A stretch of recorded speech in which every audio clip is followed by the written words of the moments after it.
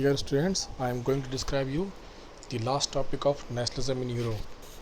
The sixth topic, nationalism and imperialism. Nationalism की meaning मैं आप लोगों से डिस्कस कर चुका हूँ. The feeling of patriotism among the people of a country is called nationalism. And imperialism means a political system where a rich or powerful country controls over other non rich और weaker countries. Means imperialism को हिंदी में बोलते हैं साम्राज्यवाद. जब एक बहुत powerful शक्तिशाली देश और जिसके पास बहुत संपत्ति भी हो, वेल्थ भी हो, वो दूसरी छोटी छोटी कंट्रीज़ को जो कमज़ोर होती हैं, जिनके पास कोई रिसोर्सेज नहीं होते हैं, उन पर कब्जा करता है, तो उसको बोलते हैं इम्पीरियलिज्म, साम्राज्यवाद का सिस्टम. ठीक है. जैसे Britain was a imperialist country, Spain was a imperialist country. क्यों?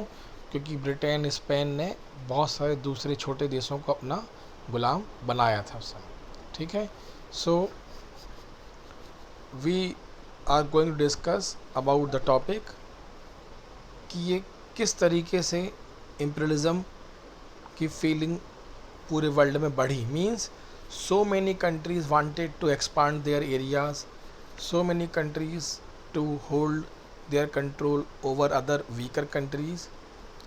How did it started? And literally it gave the birth to First World War in 1914. ठीक है. ये क्वेश्चन एक्सरसाइज में दिया हुआ है. How did nationalist tensions emerge in Balkans. ये देखिए आप, एक्सरसाइज का क्वेश्चन दिया हुआ है. ये fifth question, why did nationalist tensions emerge in Balkans. Balkan area में नेशनलिस्ट टेंशन क्यों इमर्ज हुई, हम डिस्कस करते हैं. यह आंसर इसका, the most serious source of nationalist tension in Europe after 1871 was the area called the Balkans. The Balkans was a region of a geographical and ethnic variation comprising modern day Romania, Bulgaria, Albania, Greece, Macedonia, Croatia, Bosnia Herzegovina, Slovenia, Serbia and Montenegro, whose inhabitants were broadly known as the slaves. समझिए इस बात को. Balkan सी है, एक Balkan एक सी का नाम है, समुद्र का नाम है. उसके आसपास जो कंट्रीज़ लोकेटेड हैं, उन सारी कंट्रीज़ को बाल्कान कंट्रीज़ के नाम से जाना जाता है. Why? Because they are located near by the Balkan sea. तो ये सारी यूरोपियन कंट्रीज़ जो अभी डिस्कस की हमने नाम, Romania, Bulgaria, Albania, Greece, 10-12 countries, इन सब के जो इनहेबिटेंट्स थे, मीन्स जो यहाँ के रहने वाले लोग थे, उनको कॉमनली स्लेव के नाम से जाना जाता था. ठीक है. A large part of the Balkans was under the control of the Ottoman empire.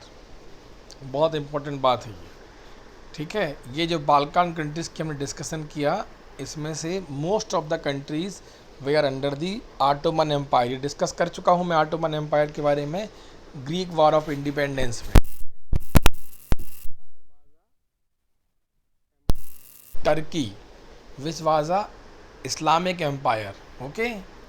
सो इस इस्लामिक एम्पायर के अंडर में ये सारे कंट्रीज़ जो कि मोस्टली क्रिश्चियन मेजॉरिटी की थी, वो किसके अंडर में थी? ऑटोमन एम्पायर की. ठीक है. Now what happened, all these countries people wanted to have independence from the Ottoman empire, so they started to protest against it. कैसे हुआ ये?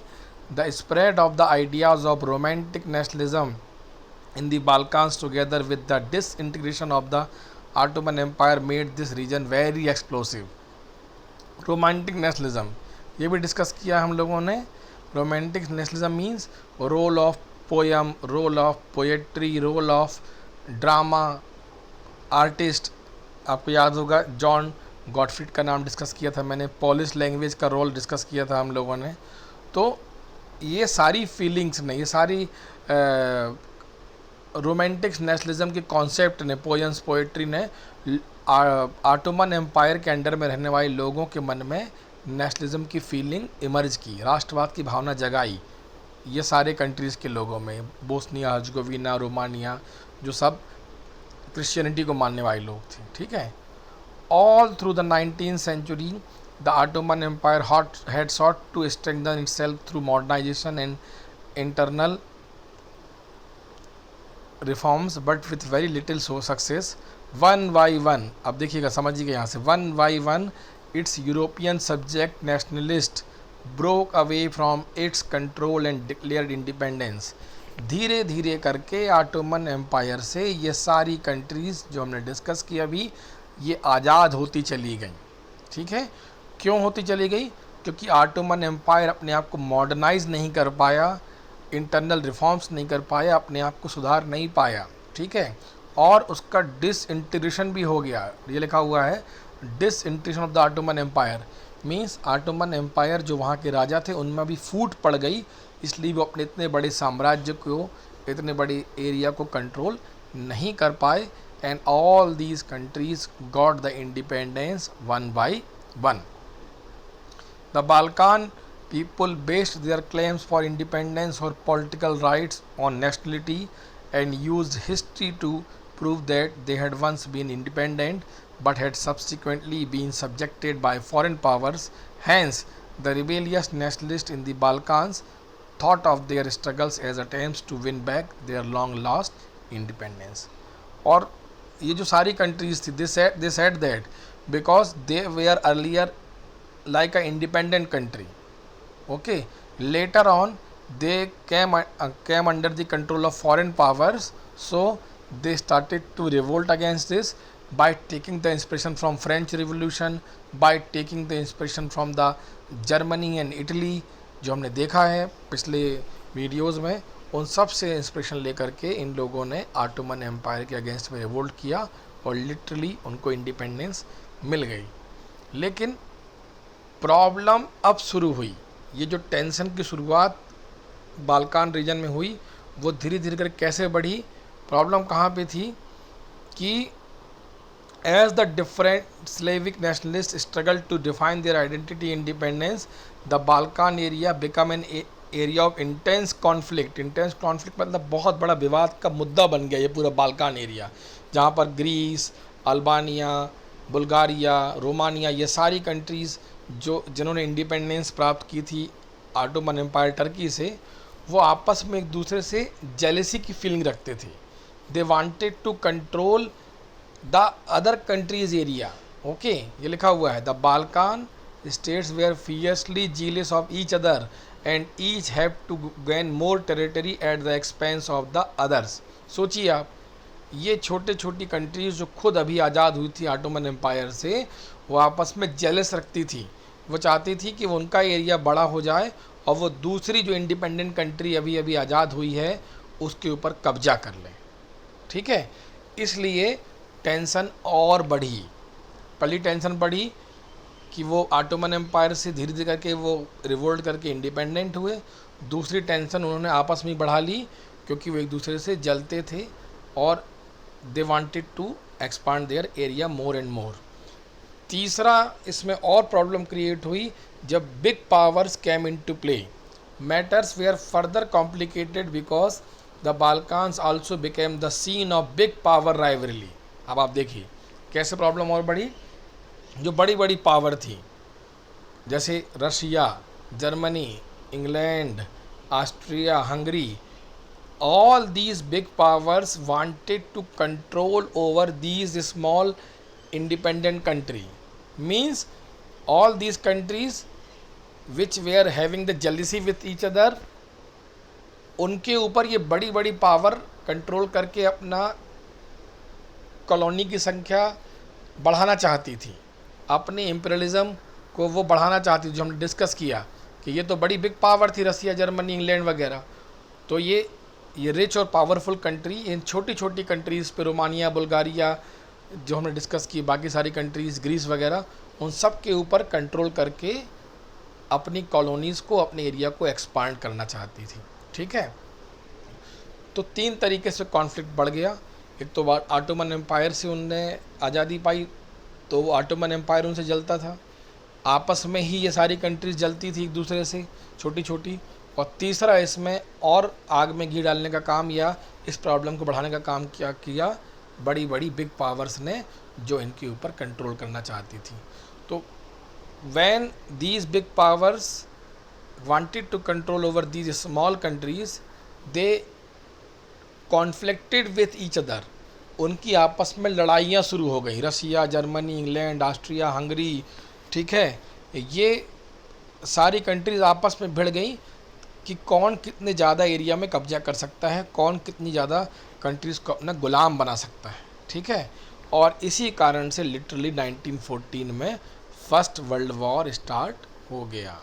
ये लिखा है, these rivalries were very evident in the way the Balkan problem unfolded. Each power, Russia, Germany, England, Austro-Hungary was keen on countering the hold of other powers over the Balkans and extending its own control over the area. This led to a series of wars in the region and finally the First World War in 1914। ठीक है, तो इस तरीके से Balkan reason की tension ने first world war को जन्म दिया। आप लोगों को अच्छे समझ में आ गया होगा, ठीक है। Now we come to discuss about the exercise question answer जो दिया हुआ है राइट इन ब्रीफ में। गैस्पी मैजिनी के बारे में हम डिस्कस कर चुके हैं, Cavour, Greek war of independence, Frankfurt parliament, role of women national struggle, all these points we are discussed in the earlier videos. Who have not seen it, they can see it in my YouTube channel। Second question है, what steps did the French revolutionaries take to create a sense of collective identity among the French people? ये first video में discuss किया था। Who were Marian in Germania, ये कल हमने discuss किया। Briefly trace the process of German unification, ये भी इसके पहले वाले वीडियो में डिस्कस कर चुके हैं। What changes did Napoleon introduce, ये भी फर्स्ट वीडियो में डिस्कस किया था, ठीक है। उसके बाद आता है explain what is meant by 1848 revolution of the liberals, what were the political, social and economic ideas supported by the liberals. ये क्वेश्चन भी हमने सेकेंड और थर्ड वीडियो में डिस्कस किया था। Choose the examples of the show the contribution of culture to growth of nationalism in Europe, ये romantic nationalism वाला question है, ये भी हमने थर्ड वीडियो में डिस्कस किया था। Through a focus on any two countries explain how nations developed over the 19th century. तो इसमें आप किन्हीं भी दो कंट्रीज़, ग्रीक और इटली का यूनिफिकेशन जो हमने पढ़ा है, ग्रीस वार ऑफ इंडिपेंडेंस और इटली का यूनिफिकेशन, उसके बारे में आंसर लिख सकते हैं। How was the history of nationalism in Britain unlike the rest of Europe, ये कल डिस्कस किया था हमने। And last question, why did nationalist tension emerge in the Balkans, ये अभी हमने डिस्कस किया। तो आई होप आपको सारे क्वेश्चन समझ में आ गए होंगे। We will start new chapter in new class. Thank you.